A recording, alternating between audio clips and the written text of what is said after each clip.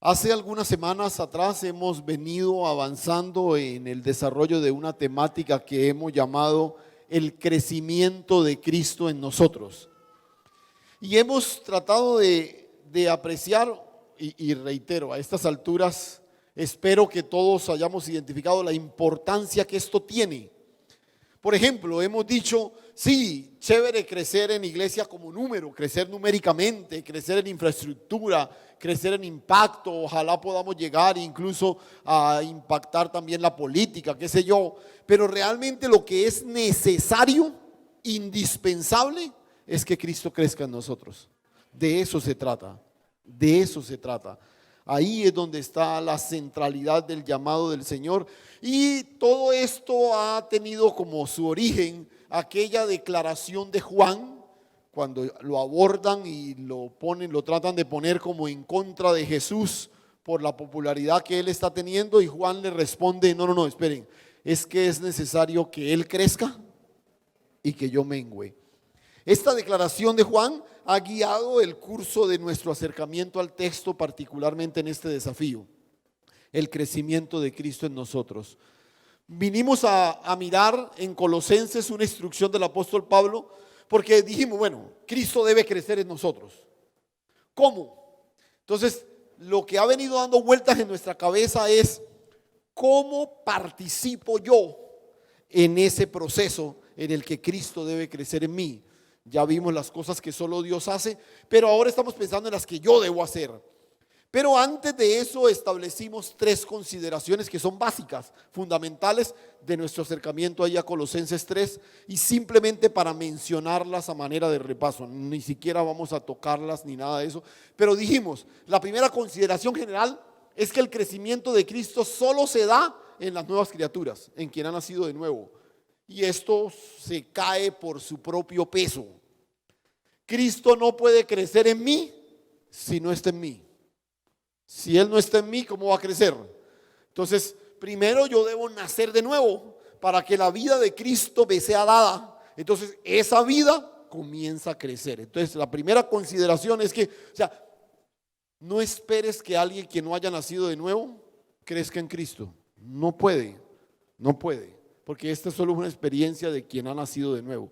La segunda consideración que mencionamos es que Cristo debe ser revelado en nosotros. Y establecimos la diferencia.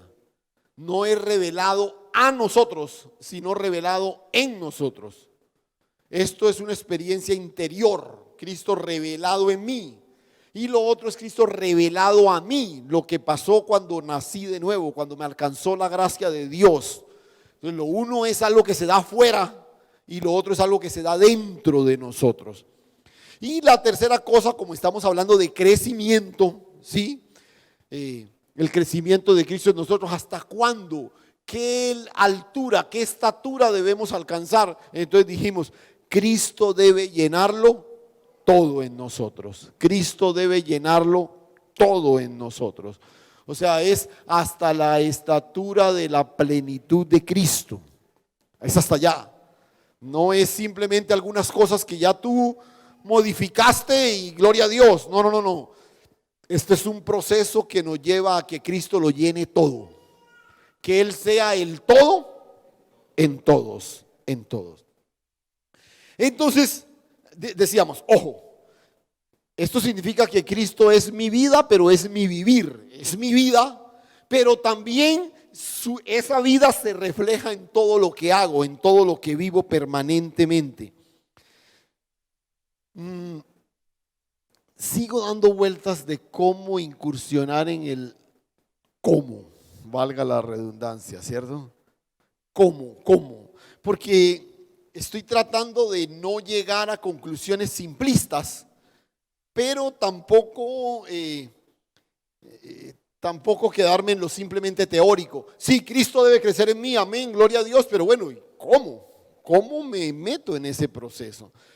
Y antes de eso, quiero invitarles a Colosenses capítulo 1, el capítulo 1. Recuerden, vimos el 3, vamos a devolvernos al capítulo 1. Porque en este capítulo 1, Pablo hace una descripción de Cristo en uno de los que yo considero uno de los escritos más hermosos que el apóstol Pablo nos regala en las tantas cartas que él escribió. En lo personal, yo no diría que es el más, pero para mí es uno de los párrafos más fascinantes de lo que el apóstol Pablo nos dejó a través de sus escritos. Capítulo 1, versículo 15 de Colosenses. Y vamos a hacer en este texto un pequeño ejercicio de observación, porque nos va a ayudar para poder movernos con mayor facilidad o con mayor precisión en el cómo, teniendo claro estos conceptos, o mejor, repasándolos, porque se va a dar cuenta que ya todo lo hemos mencionado. 1:15 de Colosenses. Él es la imagen del Dios invisible. ¿Quién? Cristo. Él es la imagen del Dios invisible, el primogénito de toda la creación, porque en Él fueron creadas todas las cosas, las que hay en los cielos y en la tierra, visibles e invisibles, sean tronos, sean dominios, sean principados, sean potestades. Todo fue creado por medio de Él y para Él. Y Él es antes que todas las cosas, y todas las cosas en Él subsisten. Y Él es la cabeza del cuerpo, que es la iglesia. Él, que es el principio, el primogénito de entre los muertos, para que en todo tenga la preeminencia, por cuanto agradó al Padre que en Él habitase toda plenitud, y por medio de Él reconciliar consigo todas las cosas, así las que están en la tierra como las que están en los cielos, haciendo la paz mediante la sangre de su cruz. Y a vosotros también, que erais en otro tiempo extraños y enemigos en vuestra mente, haciendo malas obras, ahora os ha reconciliado en su cuerpo de carne por medio de la muerte, para presentaros santos y sin mancha e irreprensibles delante de Él. Otra vez, creo que a estas alturas todos tenemos claro lo importante que es que Cristo crezca en nosotros. Amén. Y si alguien no lo tiene claro, pues denúncielo y lo sacamos de aquí. No, mentira. Ojo, todos tenemos claro que lo importante es que Cristo crezca en nosotros. Pero, reitero, antes de lanzar, hago una acotación primero. En el camino del cómo, ya hemos dicho quizás lo fundamental, lo importante, de donde parte ese proceso. ¿Cómo comienzo a experimentar el crecimiento de Cristo? Y lo hemos mencionado varias veces. ¿Alguien me lo recuerda? Es algo que hemos dicho en forma tácita, no lo hemos puesto ni siquiera en un numeral ni nada de eso, pero en forma tácita lo hemos mencionado en varias ocasiones. ¿Cómo? La comunión íntima con el Señor. O sea, yo no puedo experimentar el crecimiento de Cristo si no tengo una comunión íntima con Él. O sea, es en la comunión íntima donde Cristo se revela en mí, y de ahí arranca todo. Recuerden una frase que les he mencionado en muchas ocasiones: la comunión no lo es todo, pero sin comunión no hay nada. Sin comunión no hay nada, ¿sí? La comunión no es todo. En todo este proceso, que vamos a intentar ver algunas cosas ojalá muy prácticas, aquí partimos de la comunión. Recuerde, usted y yo estamos escondidos con Cristo en Dios. Recuerde, la clave es el escondite, estar ahí en comunión con el Señor. Ese es el punto de partida, ¿cierto? ¿Por qué lo menciono? Porque vamos a empezar a hablar del cómo y usted dirá, pero el pastor no mencionó la comunión. No, es que lo hemos mencionado como póngalo así, esto es como un requisito sine qua non. Este es un requisito sin el cual lo demás no se da, ¿sí? Imprescindible la comunión, ¿cierto? Entonces cierro el paréntesis ahí. Ahora, ¿por qué los traigo a este texto de Colosenses capítulo 1? Porque quiero invitarle a observar en este pasaje, que hace parte del contexto del que ya estudiamos, ¿cierto? Una de las descripciones más excelsas que el apóstol Pablo hace sobre la preeminencia de Cristo, sobre la importancia de la vida de Cristo en nosotros y cómo el crecimiento de Cristo afecta todas las áreas de nuestra vida. Y ahí es donde vamos a tratar de mirar. Entonces, hagamos nuestro ejercicio de observación. Entonces, si notan el versículo 15 dice, Él es la imagen del Dios invisible. Entonces, ojo, no podemos identificar a Dios por fuera de Cristo. No podemos identificar a Dios por fuera de Cristo, porque Cristo es ¿qué? La imagen del Dios invisible. O sea, a Dios nadie lo ha visto jamás. Pero Felipe le pregunta, Señor, muéstranos al Padre y nos basta. ¿Qué le respondió Jesús? ¿Qué le respondió Jesús a Felipe? Felipe, me extraña, mijo. O sea, venga, ¿cuánto tiempo hace que estoy aquí con ustedes? Es que el que me ha visto a mí, ha visto al Padre. Él es la imagen del Dios invisible. Pero escucha, ¿por qué tenemos a veces una imagen tan distorsionada de Dios? Y no solamente esto es una cosa de los impíos. No, uno observa a muchas personas en la iglesia, a veces en diálogos, hablando de su frustración con relación a Dios. Es que yo siento que Dios es injusto. Es que ¿por qué me pasa esto a mí? Es que mire, yo soy fiel, yo trato de hacer esto, yo trato de portarme bien, pero no, es que las cosas no me salen. Y a veces yo siento como si yo fuera egoísta, porque yo veo que bendice al otro, a este, y conmigo como que nada, ¿cierto? O el que siente que Dios lo desatiende, que no vela del necesitado, que Dios le da la espalda en momentos difíciles. Todas esas apreciaciones que la gente tiene de Dios es porque pretenden ver a Dios desde su necesidad, desde su dificultad, desde sus problemas, desde su urgencia, desde su frustración. Pero solo podemos ver a Dios a través de Cristo, porque Él es la imagen, Él es lo que Dios quiso que viéramos de la deidad. Entonces, cuando yo pretendo ver a Dios desde mi frustración, voy a ver una imagen distorsionada de Dios. Un Dios que como que no le interesa lo que me pasa a mí. Yo veo que está como más interesado en otros, pero como que en mí no, porque lo estoy viendo desde mi necesidad. Y ojo, aun cuando tú vayas a la escritura, no importa el texto que estés leyendo, no importa el pasaje en el que te acerques a la escritura, siempre te he insistido, trata de identificar a Cristo en el texto, porque cuando identifiques a Cristo vas a apreciar a Dios. Recuerda que las escrituras no fueron dadas para dar testimonio de ¿quién? De Cristo, de Cristo. Amén. Entonces, recuerda esa primera cosa, no podemos identificar a Dios por fuera de Cristo. Versículo 16 dice, porque en Él fueron creadas todas las cosas, las que hay en el cielo, en la tierra, y bueno, ahí menciona una lista. Segunda apreciación, el agente creador de Dios es Cristo. El agente creador de Dios es Cristo. En Él fueron creadas, ¿en quién? En Cristo. Ahora, nosotros tenemos la tendencia a ver esta declaración e inmediatamente ubicarnos en Génesis 1. En Él fueron creadas todas las cosas. Nos vamos a Génesis 1. Pero quiero que, y está bien, es cierto, en Él fueron creadas todas las cosas.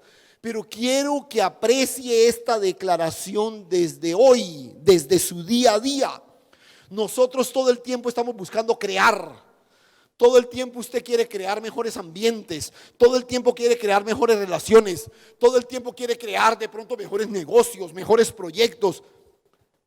Escúchame, Dios solo crea por medio de Cristo. Dios solo crea por medio de Cristo. Que Cristo crezca en nosotros es la garantía de la manifestación creadora de Dios en todo lo que hagamos. En todo lo que hagamos. Tú puedes pretender crear cosas con tu mejor esfuerzo, con tu dedicación, pero repito, el agente creador de Dios es Cristo. Y esto trasciende lo espiritual, porque dice, sí, Dios creó en mí una vida nueva en Cristo. Sí, sí, claro. Pero note lo que Pablo dice ahí. En Él fueron creadas todas las cosas, las que hay en el cielo, pero también las que hay en la tierra. También las que hay en la tierra. Las visibles y las invisibles. O sea, todo. O sea, a ver, los jóvenes que están pensando crear un hogar. O sea, venga. Si tú quieres crear un hogar, tú tienes que conectarlo con que Cristo crezca en ese proyecto. Aquellos que están emprendiendo desde cualquier arte, desde cualquier situación, desde cualquier desafío, recuerda, el agente creador de Dios es Cristo. Si Cristo está creciendo en aquello que tú haces, tú vas a ver la manifestación gloriosa del poder multiplicador de Dios. Solamente aprécialo en la naturaleza. Nota. La naturaleza tiene el poder de multiplicación, tiene el poder de reproducir la vida. ¿Por qué? Porque todo el orden creado fue hecho en Él y para Él. Los cielos cuentan la gloria de Dios y el firmamento anuncia la obra de sus manos. Toda la creación fue hecha para gloria de Él. Por eso la creación es el más vivo ejemplo de que el agente creador de Dios es Cristo. Y ojo, esta es una de las grandes bendiciones que nos ha sido dada a los hijos. En ti habita el poder creador de Dios, porque el agente creador de Dios es Cristo. Es Cristo. 17. Y Él es antes de todas las cosas, y todas las cosas en Él subsisten. Escuchen. Es Cristo la única garantía de subsistencia de todo.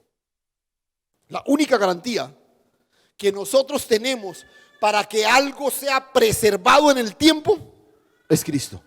Es Cristo. Él es antes que todas las cosas y todas las cosas en Él que subsisten. Y nota, cuando dice que Él es antes que todas las cosas, está hablando de que en Él todo ha sido consumado, ya fue hecho, ya fue consumado, completo.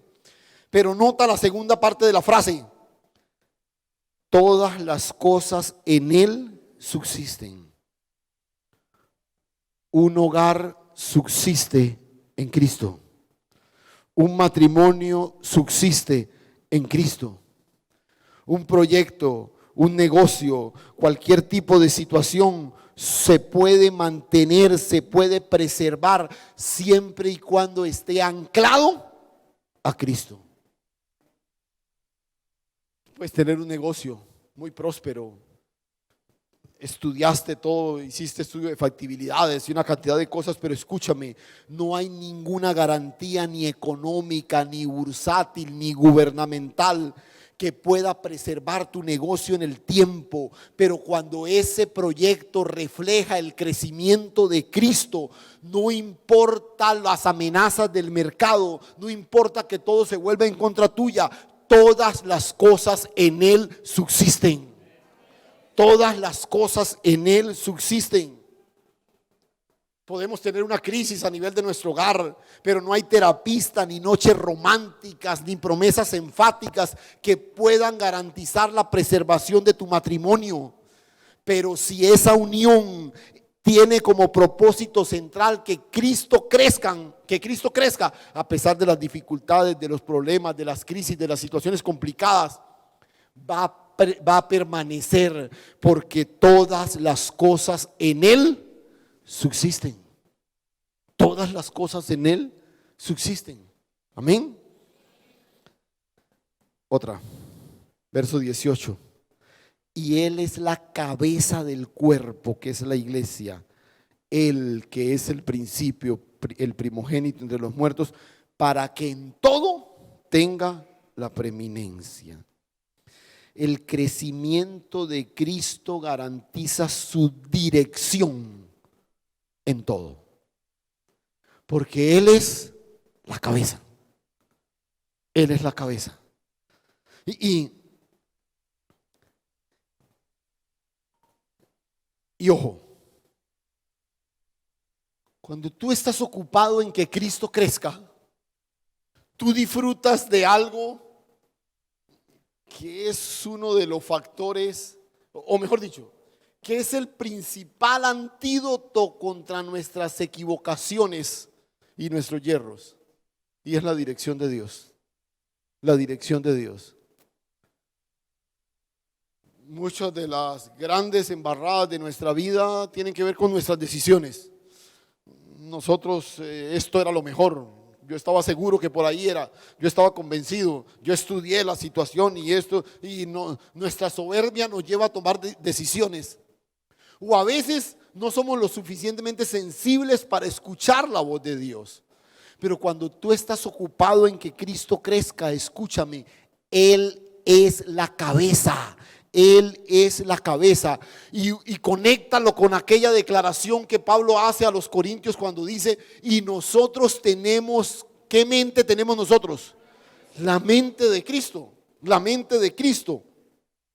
O sea, si tú estás ocupado en que Cristo crezca, escúchame, la guía y la dirección de Él van a orientar todo lo que tú hagas. Gloria al Señor. Entonces vamos a evitar esa cantidad de tropiezos que nosotros tenemos, esas decisiones erróneas que nosotros tomamos. Nos metemos por aquí tercamente cuando por ahí no era. Pero tú caminas, tú te mueves y Dios, y Él, que es la cabeza, va a guiarte, va a llevarte, va a dirigirte. Él es la cabeza del cuerpo. Escúchame. No es por tu experiencia, no es por tus estudios, no es por todo el cúmulo de tu sabiduría. Mientras Cristo tenga la preeminencia, Él asumirá la dirección. ¿No te parecería espectacular que Él lo dirija todo? Porque nosotros a veces con buena intención, pero nos equivocamos todo el tiempo. Con buena intención sí, pero nos equivocamos. Pero cuando Él tiene la preeminencia, Él asume la dirección, porque es la cabeza. Amén. Otra. Por cuanto mire esto, esta es una de esas declaraciones envolventes en toda la Escritura. Por cuanto agradó al Padre que en Él habitase toda plenitud, toda plenitud. Nada de Dios quedó fuera de Cristo. Nada de Dios quedó por fuera de Cristo. O sea, al Padre le agradó que en Cristo habitase toda la plenitud de Dios. Toda la plenitud de Dios.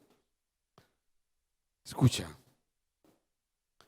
Dios se dio a conocer plenamente en Cristo. Recuerda lo que mencionábamos ahora de la pregunta de Felipe. Muéstranos al Padre. Pero ven, aquí está. Míralo. Y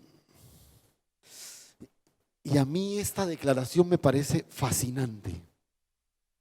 Fascinante. ¿Por qué? Escúchame. Porque en la medida en que yo me ocupo de que Cristo crezca en mí, todo el propósito de Dios conmigo comienza a hacerse evidente, aunque yo ni me dé cuenta. Entonces tú comienzas a ver, ahora entiendo por qué hace algunos años estudié tal cosa. Yo lo hice y ahora entiendo la relevancia que eso tiene aquí. Y esa persona que conocí y no sé qué. Y tú comienzas a darte cuenta cómo Dios comienza a alinear todo al cumplimiento de su propósito, porque tú estás ocupado en el crecimiento de Cristo en ti. ¿Por qué? Escúchame, porque al Padre le agradó que en Cristo habitase toda la plenitud. Toda la plenitud. Ojo. Esta envolvente declaración también es esperanzadora. Y te voy a explicar por qué. Pablo dice, Cristo en nosotros, ¿qué? No saben ese versículo, pero les digo otro. Jesús lloró, no ese tampoco. Cristo en nosotros. Complete. ¿Cómo? Por ahí lo escuché. Cristo en nosotros, esperanza de gloria. Esperanza de gloria. Escucha. Por eso te decía que además de ser envolvente, esta declaración es esperanzadora. ¿Por qué?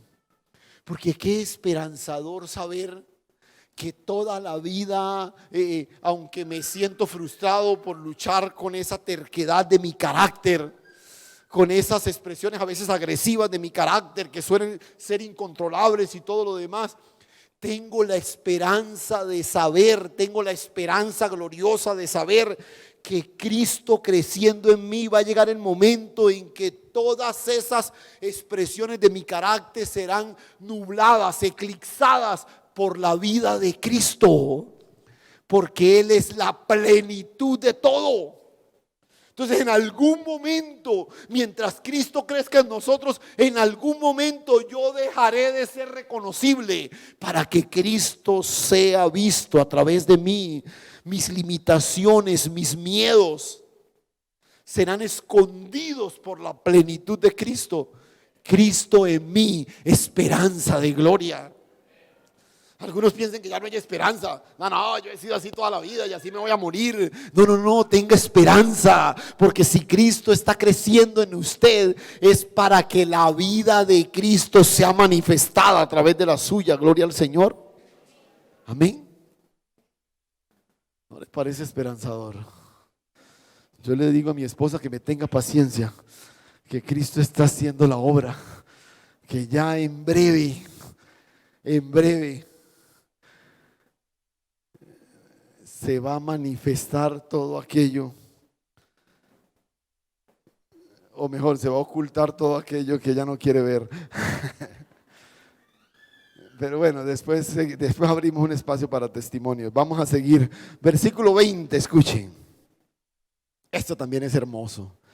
Y por medio de Él reconciliar consigo, ¿qué?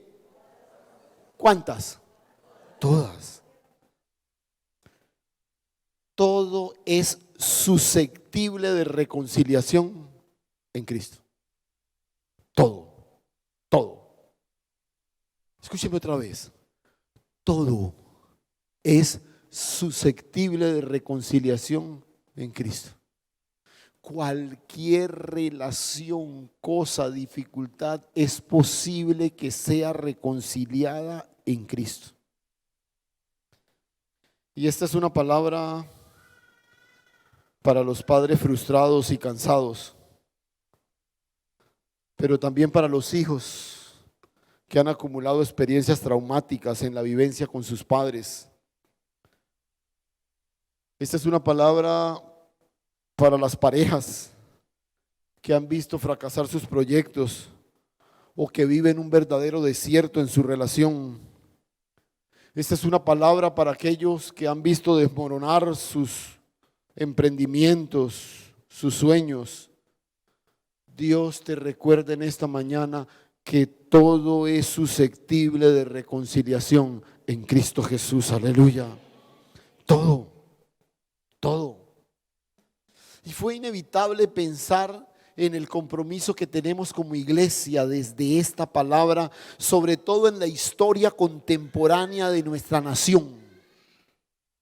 Lo que hoy estamos viviendo como nación. Escúchame, el único agente de verdadera reconciliación es Cristo. Y la vida de Cristo está en su iglesia. Está en su iglesia. Amén. No importa quién se siente en la casa de Nariño, lo importante es quién está instalado y se manifiesta a través de la iglesia. Eso es lo que importa. Eso es lo que importa. Y escúcheme esto con sabiduría. La iglesia no está en este momento de la historia para inclinar la votación electoral hacia la derecha o hacia la izquierda. No. La iglesia está para ser el instrumento de reconciliación de Dios, para hacer evidente la vida de Cristo. No es que somos un coeficiente electoral para poder inclinar la votación hacia este sector o el otro. No. La iglesia existe porque manifiesta a Cristo, y Cristo es el único agente de reconciliación. Si hay esperanza para nuestra nación, está en la iglesia. Pero no porque se instala allá en los escaños de gobierno, sino una iglesia que es fiel a la manifestación de la vida de Cristo. Amén. Una más. Note el verso 21. Dice: nosotros en otro tiempo éramos extraños, enemigos en nuestra mente, hacíamos cosas malas, y el Señor nos reconcilió. Nos reconcilió en su cuerpo de carne por medio de la muerte. ¿Para qué? ¿Para qué? Para presentarnos santos y sin mancha e irreprensibles delante de Él. Solo es por Cristo y en Cristo que seremos presentados ante el Padre. Por favor, escúcheme bien esto. O sea, quien te va a presentar a ti ante Dios es Cristo. Amén. Pero ojo, no es que Dios va a coger a Ángel y presentarlo a Cristo. Sí, a mí me presenta Cristo, pero también soy presentado en Cristo. Y hay que tener claras esas dos cosas. Yo soy presentado ante Dios por Cristo, pero también en Cristo. Voy a intentar explicarle esto. Pablo primero dice: nosotros que en otro tiempo éramos extraños, enemigos y todo, hoy celebramos el hecho de que hemos sido reconciliados en Cristo. Amén. O sea, fuimos reconciliados con Dios en Cristo, dice, mediante su cuerpo y su sangre, ¿cierto? En Cristo. Pero, bueno, Él debe ser mi vida, debe ser mi vivir, pero es en Cristo que yo seré presentado delante de Dios. ¿Qué significa eso? Escúchame por favor. Cuando Dios te mira, no ve tu justicia, no ve tu rectitud, no ve tu intachable conducta, no ve tu manera inmaculada de vivir, porque esa es la medida de tu esfuerzo.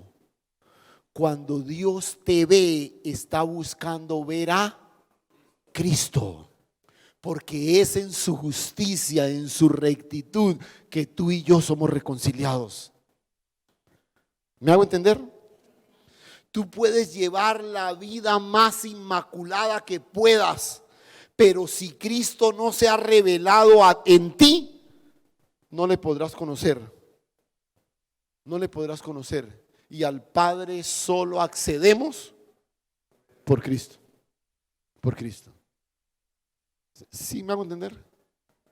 Al Padre solo accedemos por Cristo.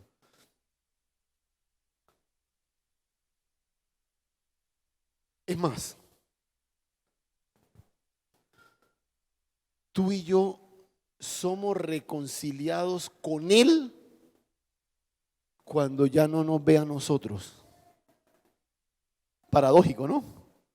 Somos reconciliados con Él cuando ya no nos ve a nosotros, cuando ve a Cristo en nosotros.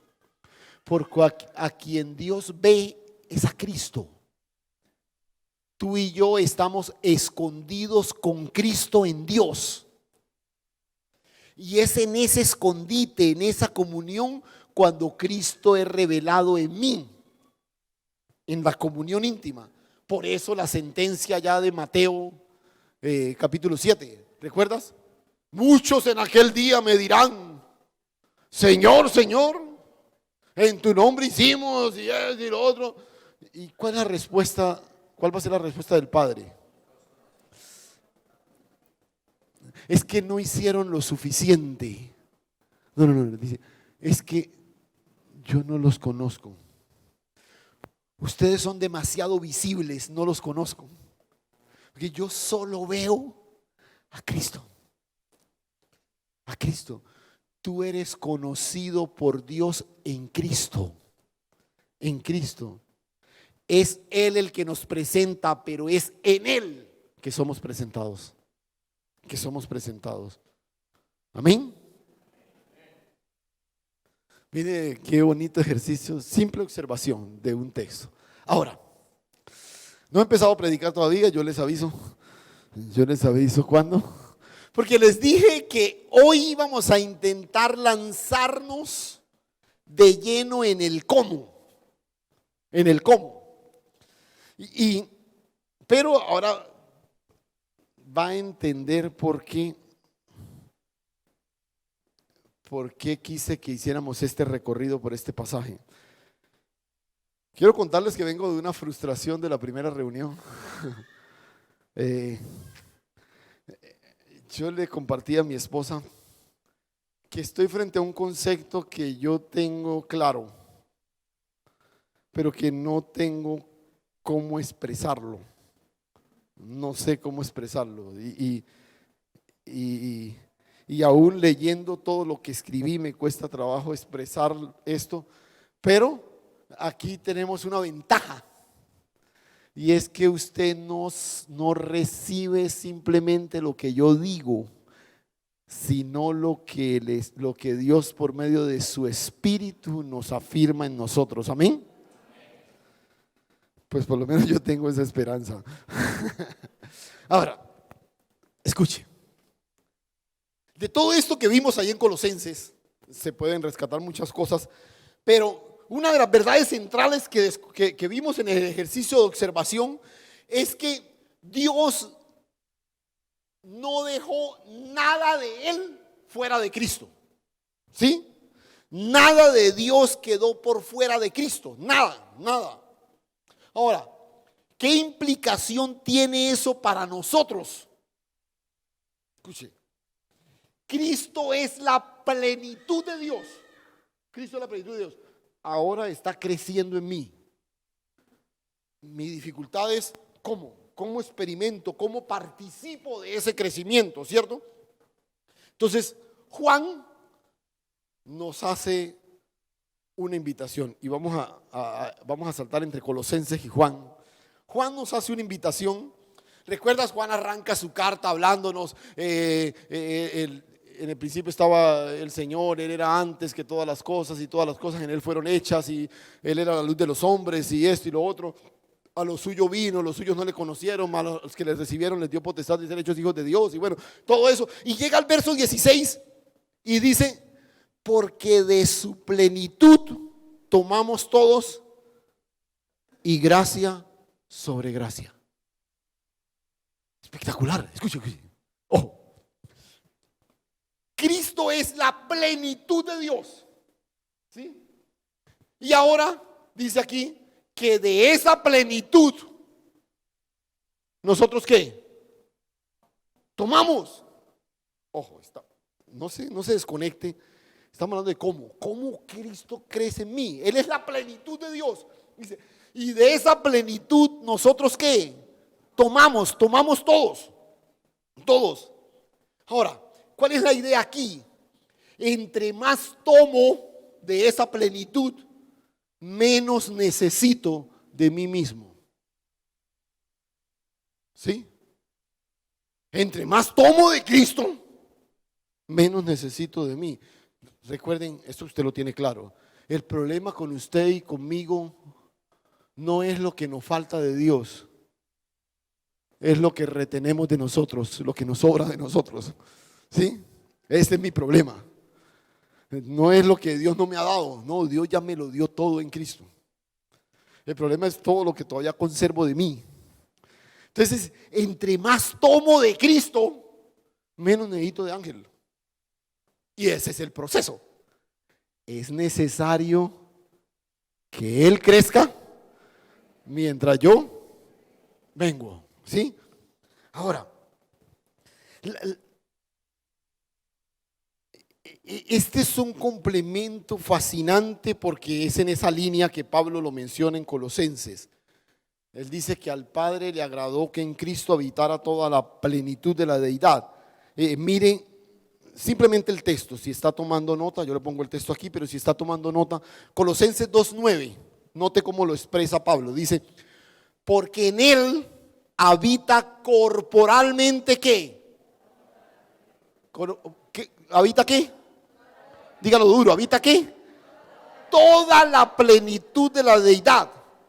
Y vosotros, escuche esto, ¿y vosotros qué? ¿Estamos qué? ¿Qué es la cabeza? Y bueno, ya vimos todo eso en el capítulo 1, ¿no? Por eso le decía que la importancia de haber hecho ese ejercicio de observación.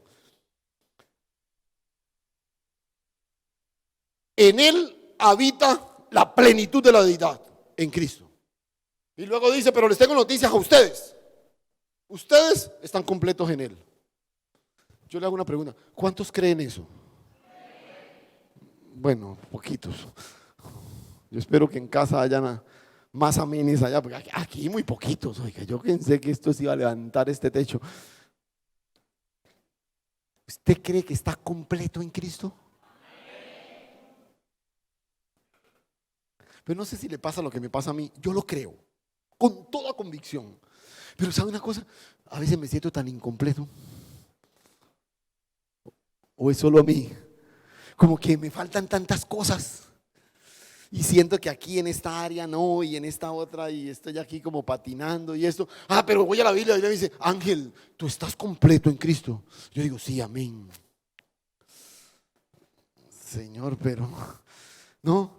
Entonces nota, aquí tenemos un serio problema. Este es un concepto que ustedes ya manejan. Aquí ustedes son ya duros en eso. Tenemos un serio conflicto entre lo legal y lo real. ¿Recuerda esos dos conceptos?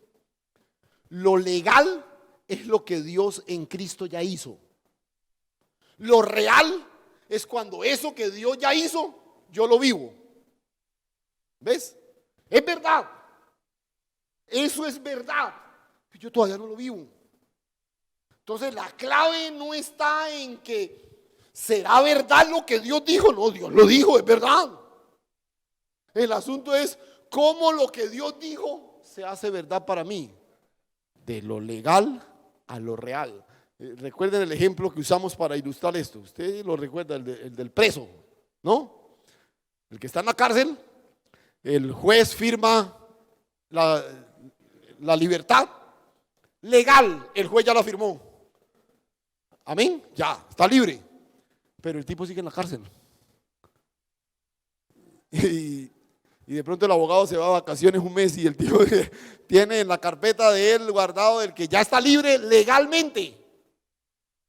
Hay que hacer real lo que ya fue legal. Hasta que el abogado no vaya a la cárcel, muestre, presente los papeles, no sé qué, bueno, todo el protocolo ese, y el tipo salga de la cárcel. Ahora sí. Pero escuche, pero desde el momento en que el juez firmó, es más, el juez firmó diciendo que estaba libre, que había cumplido su sentencia legal. ¿Usted está completo en Cristo? No, pues que pero créalo, por lo menos créalo, diga, de pronto como yo, que a veces nos sentimos incompletos, pero yo lo creo, o sea, yo lo creo, y lo creo ya con toda convicción. Yo estoy completo en Cristo. Aunque a veces me siento incompleto en muchas cosas, pero estoy completo en Cristo. Entonces, ¿cómo paso de lo legal a lo real? Y aquí es donde la frase, la declaración esta de Juan. Él es la plenitud de la deidad. Y de esa plenitud nosotros ¿qué? Tomamos, tomamos, tomamos, tomamos, tomamos. Y entre más tomamos, eso legal comienza a hacerse real. Comienza a hacerse real. Y mira, por eso La clave está en tomar, en llenarnos de Él, o como dice Pablo, en sumergirnos, ser bautizados en Él, desaparecer en Él.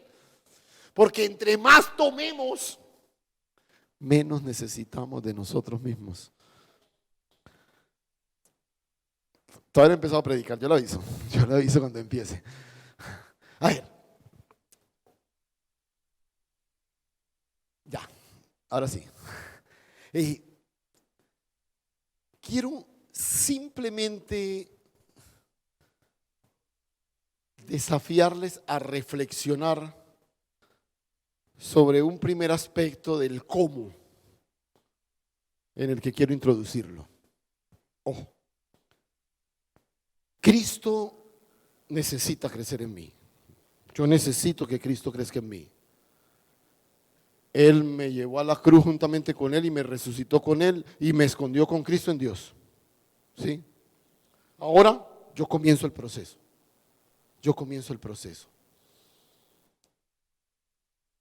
Ojo. Mientras estaba mirando porque otra vez, ¿cuál es mi preocupación? No quiero llegar a conclusiones simplistas. Cristo necesita crecer en nosotros, entonces pues lea más la Biblia, ore, ayune. Sí, o sea, no es que eso no sea cierto. Pero yo necesito procesos claros de la Escritura en los cuales yo comience a trabajar, a caminar.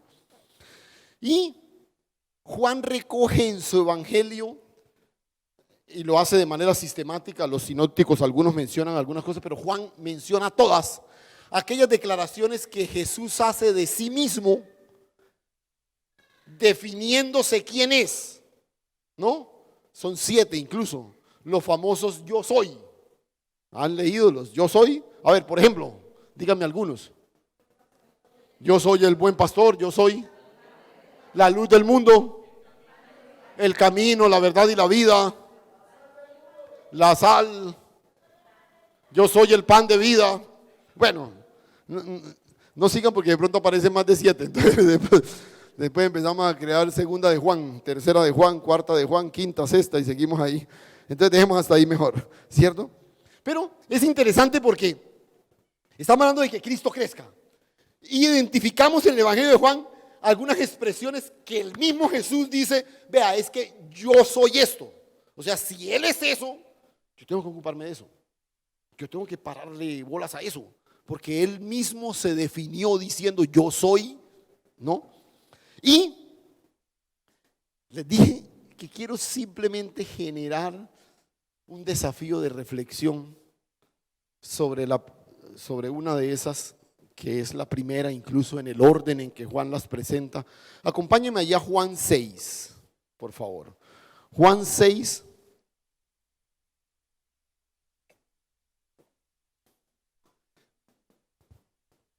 Piense en que de su plenitud tomamos todos y gracia sobre gracia. De su plenitud tomamos todos. Juan 6:32. Y Jesús les dijo, de cierto os digo, ¿no os dio Moisés el pan del cielo? Mas mi Padre os da el verdadero pan del cielo. Porque el pan de Dios es aquel que descendió del cielo y da vida al mundo. Le dijeron, Señor, danos siempre de ese pan. Jesús les dijo, yo soy el pan de vida.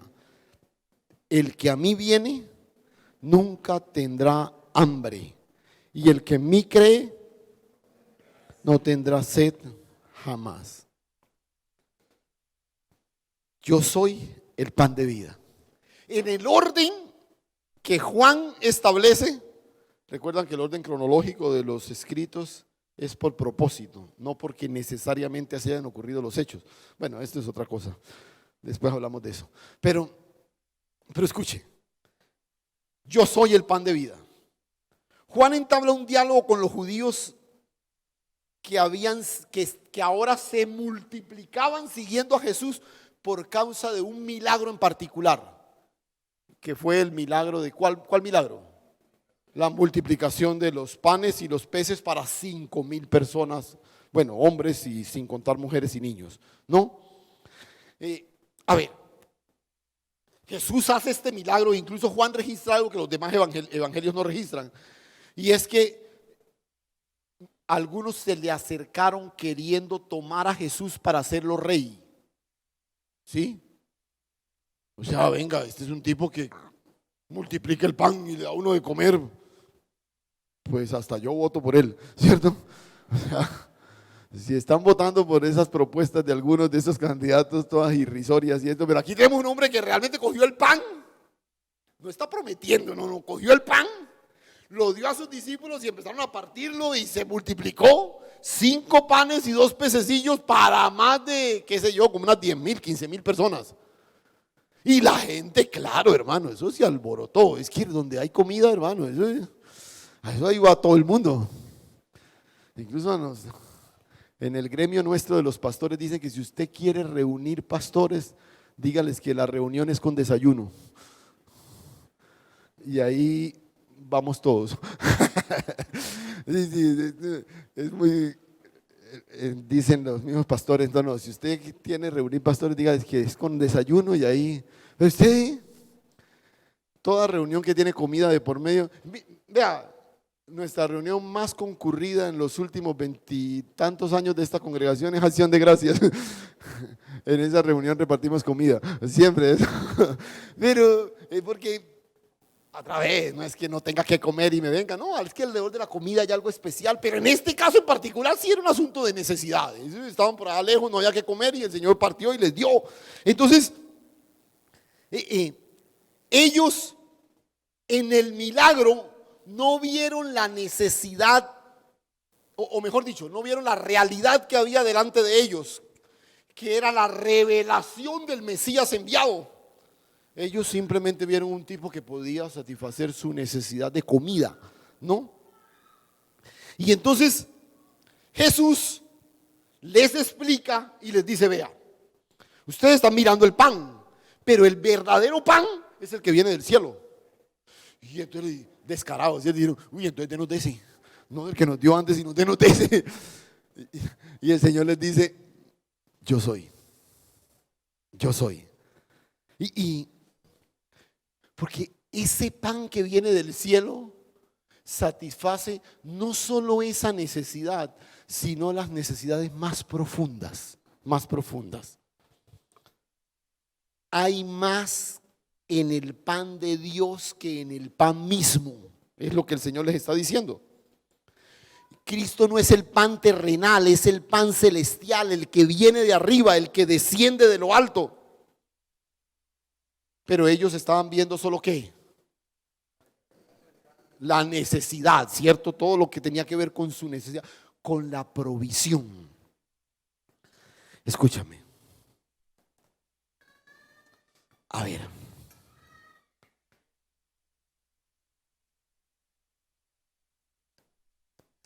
La primera cosa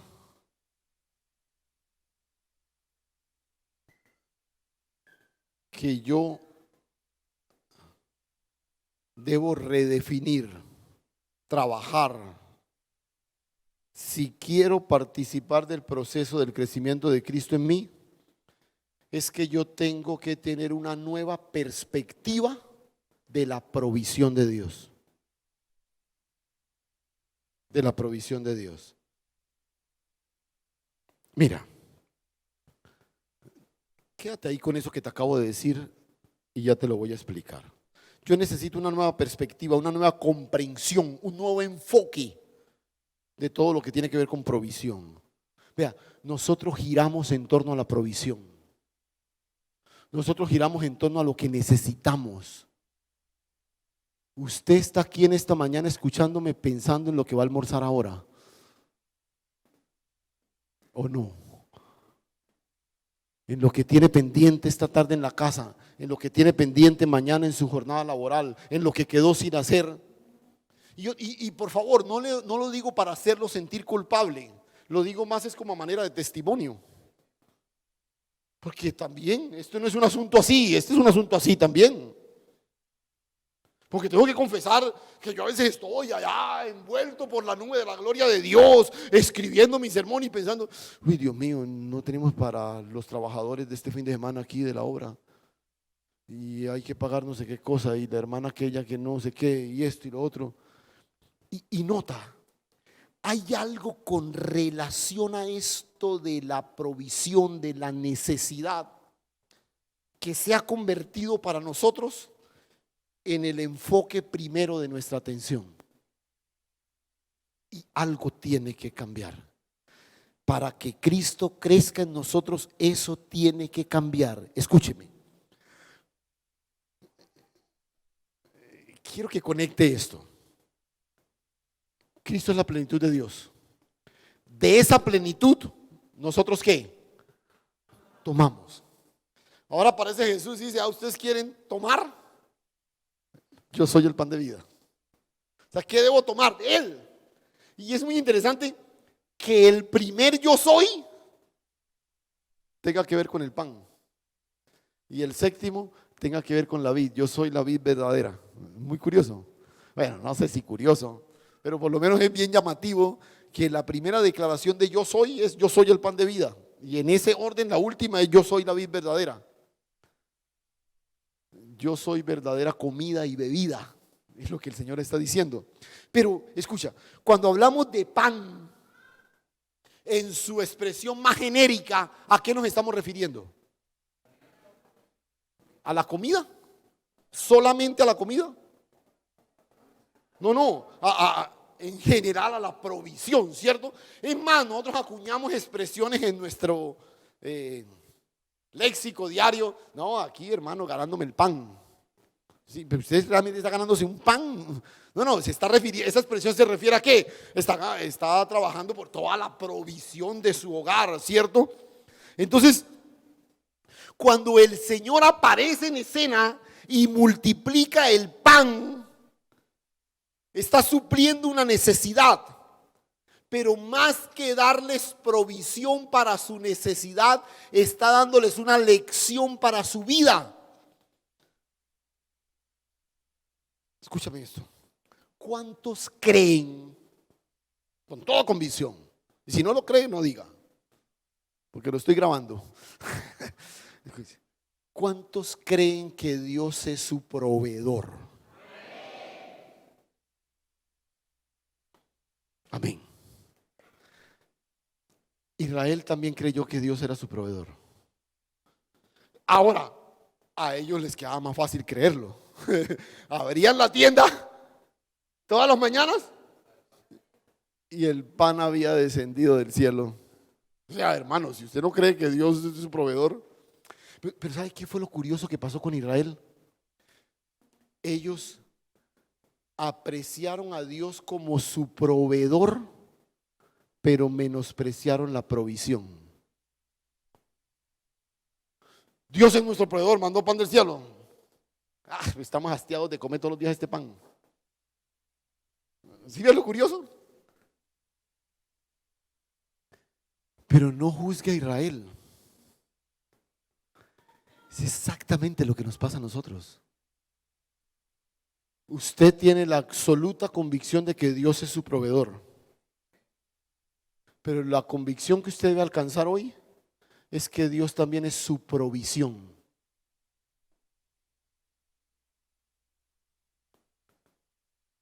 Él es el proveedor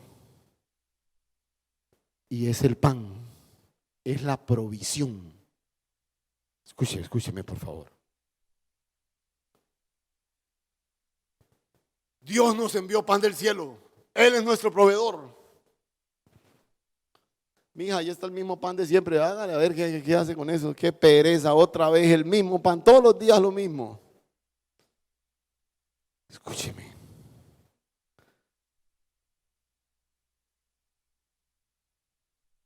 Mire,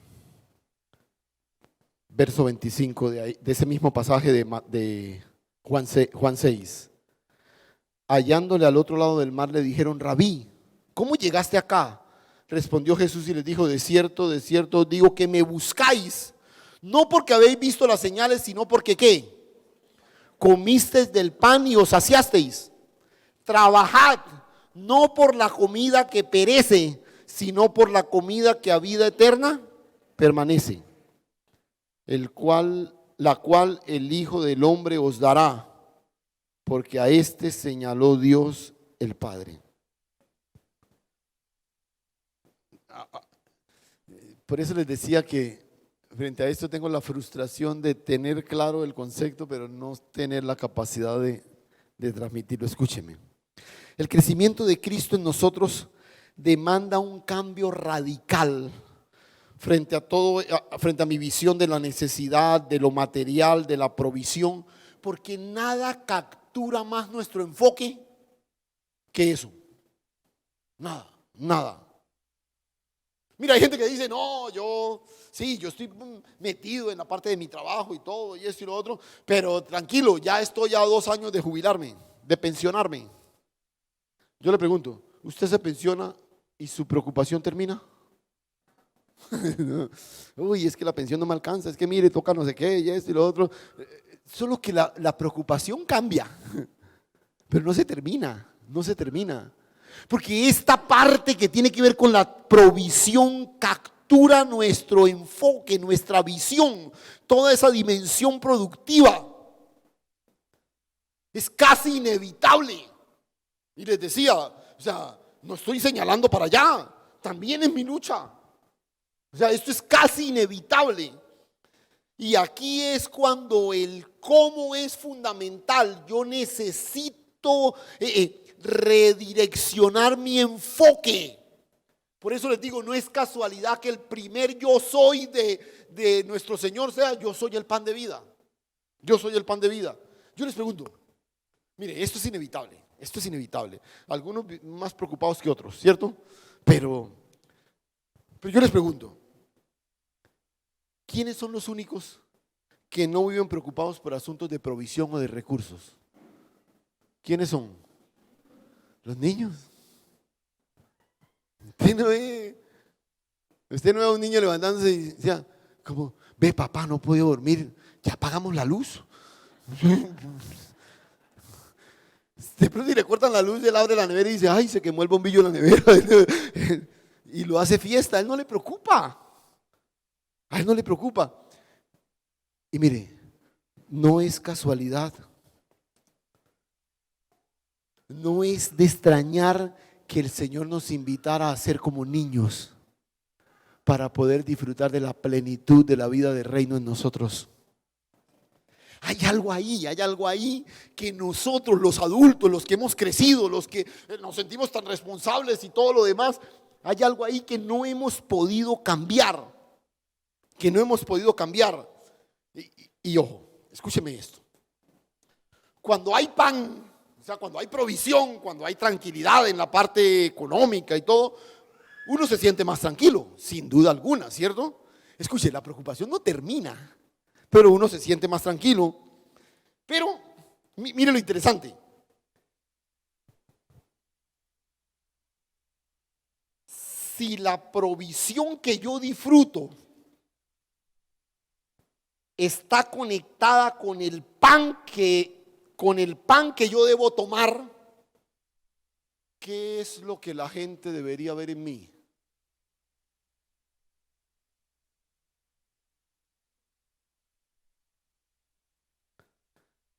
Mire,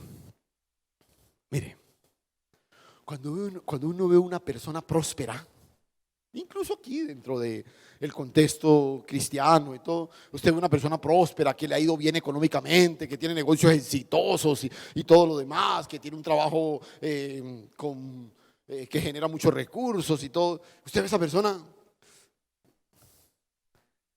¿usted qué siente? ¿O qué le genera a esa persona? No, ya vi que es que ustedes...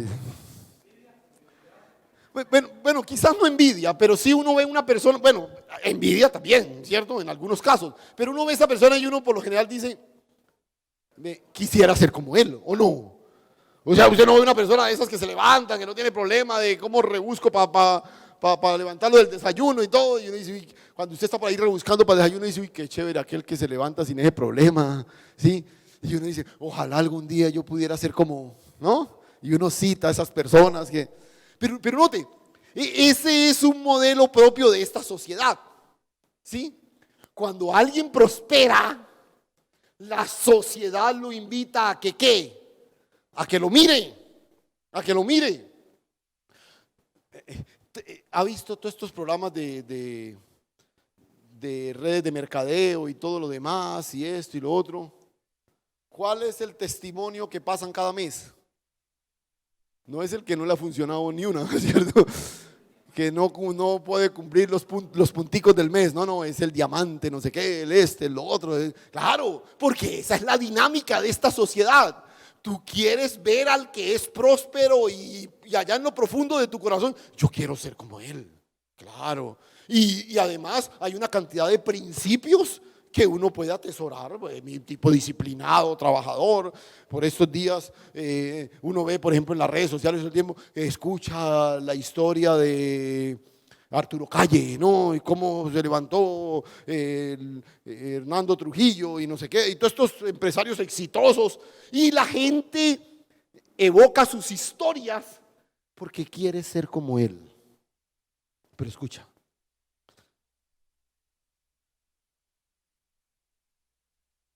porque uno ve todo lo que tiene, porque uno ve todo lo que ha logrado, porque de alguna manera uno queda seducido por todo eso. Pero si mi prosperidad está conectada con el pan de vida, lo que la gente debería anhelar al verme es que ser como Cristo. Ser como Cristo. O sea, hay algo ahí que todavía no lo hemos, ¿cómo le digo? No lo hemos entendido. Cuando yo soy próspero, la gente quiere ser como yo. No. Cuando yo sea próspero, la gente debe querer ser como Cristo. Debe querer ser como Cristo. Si no, hay algo que no estoy haciendo bien. Algo no está funcionando. Algo no está en la medida en que debería estar. Porque cuando yo logro identificar mi verdadera necesidad, que es Cristo, entonces toda mi búsqueda se enfoca en Él. Y mira, yo voy a dejar aquí. Y les prometo que el próximo domingo vamos a ampliar más este aspecto. Pero recuerda que este es todo un desafío de reflexión. Quiero invitarte a reflexionar sobre esto. Te dije una cosa, no se te olvide. Dios es tu proveedor. Amén. Pero también es tu provisión. Tu provisión. O sea, el pan que caía del cielo era la expresión de la generosidad de Dios. Pero ese maná, ¿quién es? Cristo. El mismo Nuevo Testamento lo dice. Él es el maná que descendió del cielo. O sea, esto no es un tipo de Cristo que nosotros nos inventamos. No, la misma Biblia dice, Él es el maná que descendió del cielo. O sea, cuando el israelita recogía el maná y decía, gracias Dios por la provisión, fue mi chica este maná otra vez, maná de nuevo.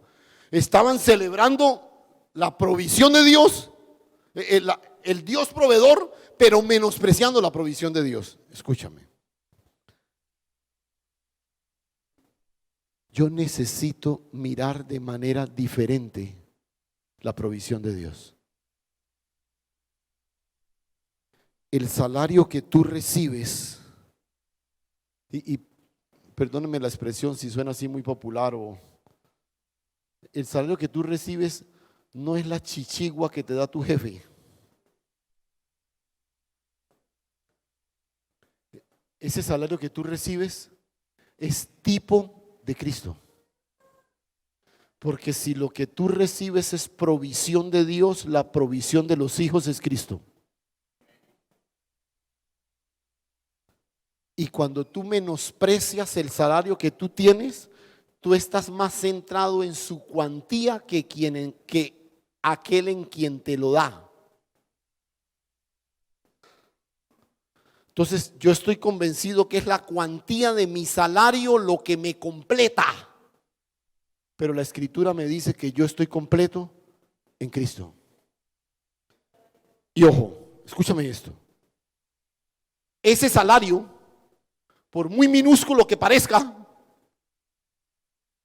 puede crear bienestar, tranquilidad, aún recreación para tu familia, porque es Cristo quien es el agente creador de Dios. No es la cifra de tu salario la que crea. Tú estás convencido que disfrutas lo que tu salario te permite. El día que entiendas que disfrutas lo que la gracia de Dios te da, ese día vas a celebrar el Dios que provee y la provisión que es Cristo. ¿La cogiste? Por eso te decía, hay algo radical que debe cambiar en nosotros. Hay algo radical que debe cambiar en nosotros. No pensamos distinto a como piensa el mundo. El mundo piensa que entre más tenga, más disfruta. Usted y yo debemos tener claro que nuestro deleite no depende de lo que tengamos, sino de quien nos tiene, que es Cristo. Las cosas en tu hogar no las garantiza la cuantía de tu salario, sino aquel que es tu provisión y en quien estás completo, que es Cristo. No lo digo porque tenga escasez, pues he aprendido a contentarme cualquiera que sea mi situación. Sé vivir humildemente y sé tener en abundancia. En todo y por todo estoy enseñado, así para estar saciado como para tener hambre, así para tener abundancia como para padecer necesidad. Todo lo puedo en Cristo que me fortalece. Todo lo puedo en Cristo que me fortalece. Y escucha, este versículo casi nunca lo aplicamos en este contexto. Usted aplica esto cuando se siente oprimido por las tinieblas y todo lo puedo en Cristo y no sé qué. Pero este versículo está en este contexto. En este contexto. Pablo no está invitándonos a un conformismo que nos victimice. Pablo nos está desafiando a un contentamiento que haga visible la vida de Cristo como provisión de nuestro ser. Porque todo lo puedo en Cristo que me fortalece. Cierra tus ojos un momento. Padre, gracias.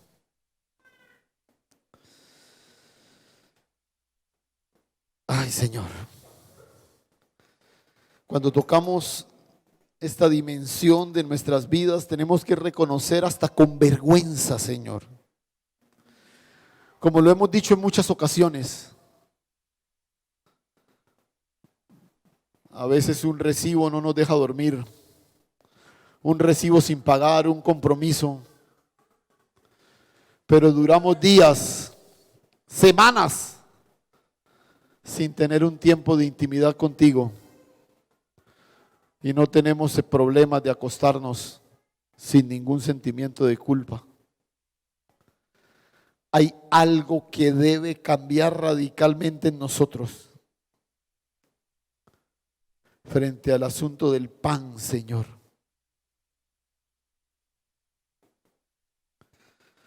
Debemos ser responsables frente a las asignaciones laborales que hemos recibido. Pero mi salario no es ni la chichigua ni la generosidad de mi jefe. Mi salario es una expresión, un tipo de la provisión de Dios que es Cristo Jesús. Señor, gracias. Gracias, Señor, gracias. Que podamos crecer, Señor, en Cristo. Llevando a la cruz, cambiando nuestra perspectiva, Señor. Ayúdanos durante esta semana a reflexionar sobre esto, que guiados por tu Espíritu Santo alcancemos claridad, Señor. Gracias, Señor. A ti la honra y toda la gloria en Cristo Jesús. Amén.